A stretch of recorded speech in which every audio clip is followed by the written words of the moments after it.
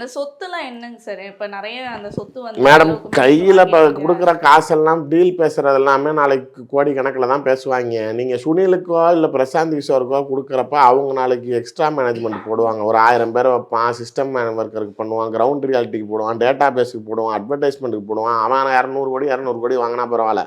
இவன் சும்மா மாலதியை பக்கத்தில் உட்கார வச்சுட்டு ஒரு சின்ன பையில உட்கார வச்சுட்டு 2 கேமரா வச்சுக்கிட்டு எனக்கு 10 கோடி கொடு 20 கோடி கொடுங்குறப்ப எக்ஸ்ட்ரா ரெவன்யூ ஃபேக்டராக என்ன செய்யறதுன்னு தெரியாமல் இவன் பேரில் வச்சா ஏதாவது இந்த மாதிரி வழக்குகளில் போலீஸ் ஃப்ரீஸ் பண்ணிடும் ப்ராப்பர்ட்டி யூஸ் பண்ண விடாமல். அதனால மாலதி சம்மந்தமே இல்லாமல் மாலதி பேரில் வச்சுட்டு மாலதி மோளை யாரு? நான் அதான் மோளை கேட்டேன். வீட்டுக்கு உடைக்கிறப்ப உள்ளே இருக்கிறாங்க யாருன்னு கேட்டால் ஹவுஸ் ஓனருங்கிறான் அப்படின்னாரு. நான் தான் அந்த போலீஸ்கிட்ட சொன்னேன். ஏன்னா அவன் கரெக்டாக தானே சொல்லியிருக்கான். ஹவுஸ் ஓனர் நான் தமிழில் என்னன்னு வீட்டுக்காரம்மா அவன் அதை தானே கரெக்டாக சொல்லியிருக்கான். நீங்கள் தப்பாக புரிஞ்சுக்கிட்டீங்க அப்படின்னு. இது மாதிரி கீழ்த்தரமாக எதுவுமே ஒழுக்கம் இல்லை மேடம்.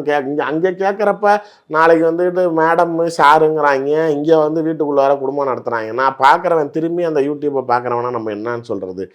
அவங்கள சொல்லி குத்தம் இல்லை, எவன் இந்தவன் சொல்கிற மாதிரி அதிகமாக யூடியூப்லலாம் நீங்கள் பாருங்கள்.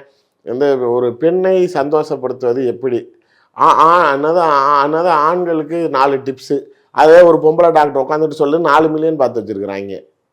இது மாதிரி கில்மா போட்டால் பார்க்கறதுக்குன்னு ஒரு கூட்டம் இருக்குது. நல்லா இருக்கிறவன் அடிச்சுக்கிட்டான், அவன் குடும்பம் சண்டை வந்துருச்சுன்னா பார்க்கறதுக்கு இருக்குது. இந்த மாதிரி பொறுக்கி போய் ஏதாவது கதை சொல்கிறான்னா பார்க்கறதுக்கு விட்டும் இருக்குது. அதெல்லாம் நம்ம ஒன்றும் சொல்ல முடியாது. அவங்கள அந்த ஊர் வாயை அடைக்க முடியாது. இவன் வாயை தான் அடைச்சானும். தூக்கி உள்ளே போட்டால் நாளைக்கு இந்த எலெக்ஷன் வரைக்கும் கத்தும்.